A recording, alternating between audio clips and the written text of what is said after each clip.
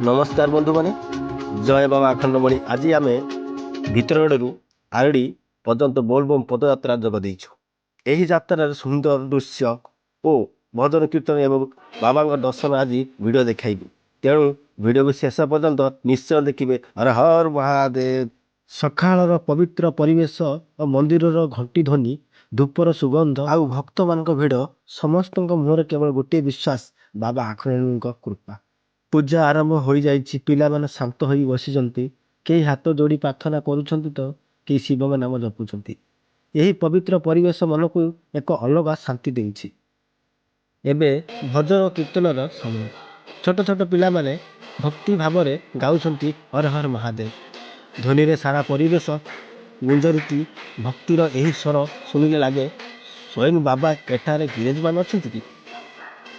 पदयात्रा केवल गोटे यात्रा नुहे, यह हेउची भक्ति विश्वास बाबा सहित थिबा भल पाइबा।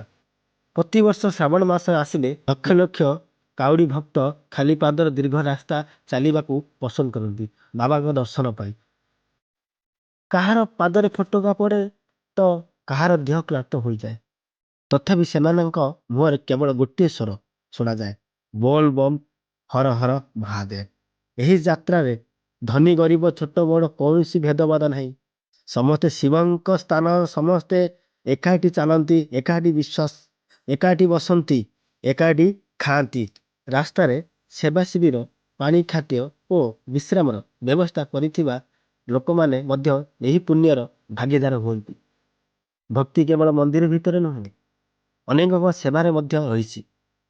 शेष जेते भक्त मैंने बाबा मंदिर रे पहुंची जल अभिषेक करती सेतबले सेमाने सबु क्लांत मुहूर्तर दूर हो जाती। से आनंद को शब्द रे वर्णना करी हेब नहीं। बोलबम यात्रा हेउची श्रावण मासर भगवान शिव को एक पवित्र भक्तिमय यात्रा। काउडिया माने पवित्र नदी जल आनी शिवलिंग रे जल अभिषेक करती।